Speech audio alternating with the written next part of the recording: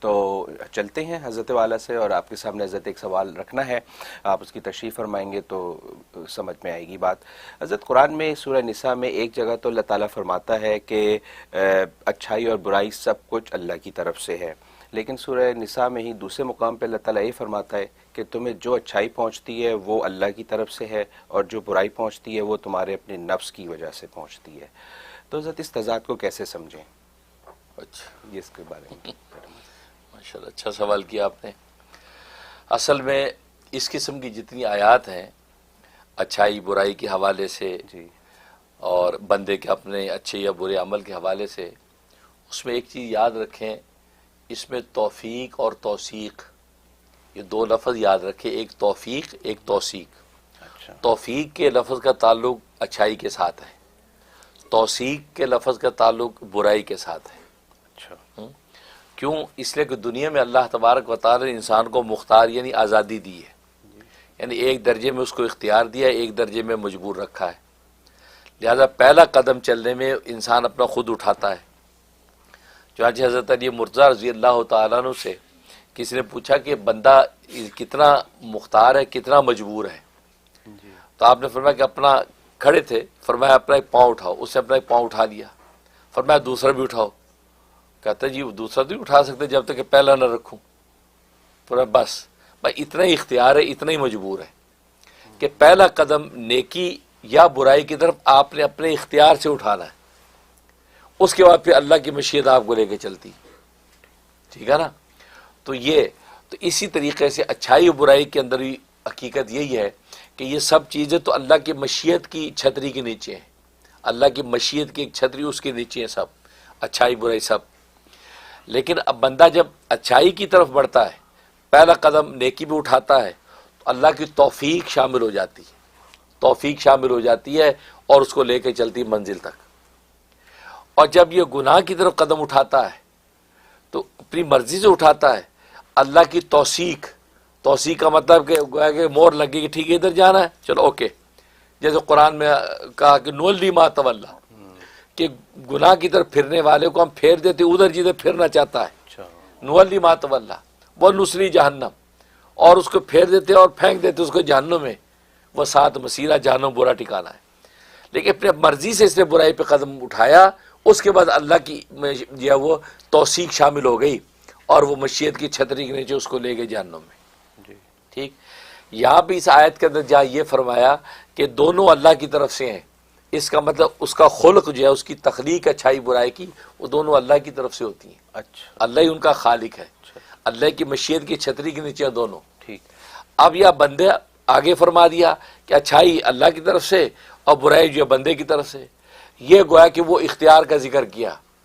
کہ جب بندے نے اچھائی پر قدم رکھا تو اللہ کی توفیق شامل ہو گئی، ٹھیک اللہ کی توفیق اپنے آغوش میں لے کے اس کو منزل پہنچایا، تو اللہ نے اس کو ذکر کر دیا کہ اچھائی پہنچتی تو اللہ کی طرف سے ہے، مطلب میری توفیق سے ہی پھر منزل پہ جاتا ہے، بھلے پہلا قدم خود اٹھایا۔ جی بالکل ادھر جو ہے وہ جو فرمایا کہ وہ نفس کی طرف سے ہے، اس کا مطلب یہ ہے کہ اس نے خود اپنی مرضی سے قدم اٹھایا پہلا،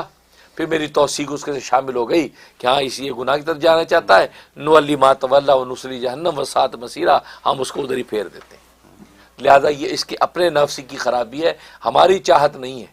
ہماری سے مشیت کی جو چادر ہے۔ یہ ایسے ہی ہے جیسے کمرہ امتحان میں جو ایک طالب علم پرچہ لکھ رہا ہے، اب وہ ممتحن ٹیچر گھوم رہا ہے، وہ دیکھ رہا ہے، وہ صحیح لکھ رہا ہے اس کو بھی دیکھ رہا ہے، غلط جواب لکھو اس کو بھی دیکھ رہا ہے، ٹھیک۔ اب جو صحیح لکھ رہا ہے تو صحیح لکھنے کو یہ سمجھے یہ بمنزلہ توفیق کے، اس ٹیچر نے کلاس روم میں جو اس کو صحیح پڑھایا تھا جی جی اس کے مطابق لکھ رہا ہے، تو گویا کہ ٹیچر دل میں خوش ہے کہ اسے صحیح سمجھا بھی، یہ سوال کو صحیح کر رہا ہے، گویا کہ بمنزلہ توفیق کے وہ خوش ہو رہا ہے اس کے صحیح لکھنے پہ۔ لیکن ساتھ ہی اس نے آگے غلط جواب لکھا ہوا ہے، ابھی اس کو ٹوک نہیں رہا کیونکہ وہ ٹائم وہ تھا کلاس روم کا یا امتحان میں نہیں، اب وہ گزر رہا ہے لیکن اندر سے خوش نہیں ہے کہ اب بڑا نالائق ہے، اس نے جو ہے دیکھو غلط جواب لکھا ہے، حالانکہ میں نے اس کو سمجھایا بھی تھا، دیکھو پھر سے غلط لکھا، لیکن توثیق یہ کر دی اس نے کہ اس نے غلط لکھا ہے۔ کل کو پرچہ لکھ کر امتحان نمبر لگائے گا تو یہ کرے گا کہ اس کا جواب غلط ہے، اس کو تکلیف ہوئی کہ یار غلط لکھ رہا ہے لیکن بولے گا کچھ نہیں۔ تو اللہ تبارک و تعالی جب کسی بندے کو نیکی کرتے دیکھتا ہے،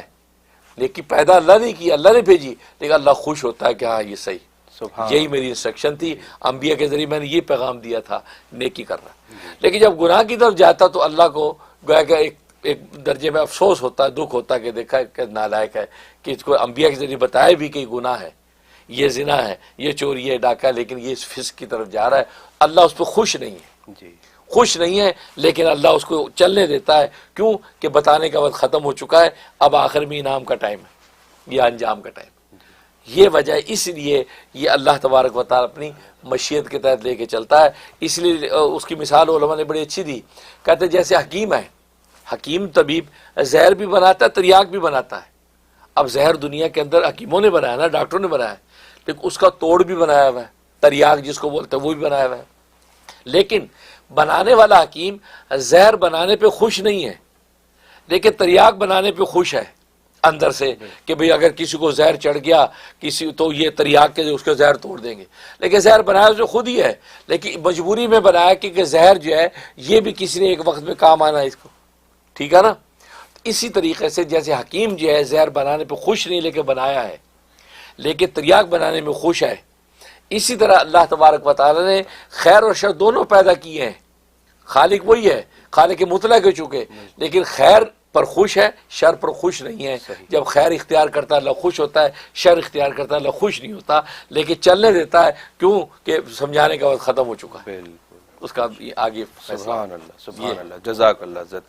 بہت خوبصورت انداز سے آپ سمجھاتے ہیں، اور جو حصی مثالیں دیتے ہیں حضرت وہ تو آپ کی ہی ایکسپرٹیز ہے کہ وہ بات فوراً سمجھ آ جاتی ہے اس سے۔ جزاک اللہ خیر حضرت، بالکل۔ ناظرین آپ نے دیکھا اور انجوائے کیا ہوگا کہ کتنی خوبصورتی سے حضرت والا کمپلیکیٹڈ ٹاپکس کو سمجھا دیتے ہیں۔ یہ حضرت والا کی بڑا کی عنایت ہے ساری ہماری مسلم امت پر، تو ہمیں اس کا شکر گزار ہونا چاہیے۔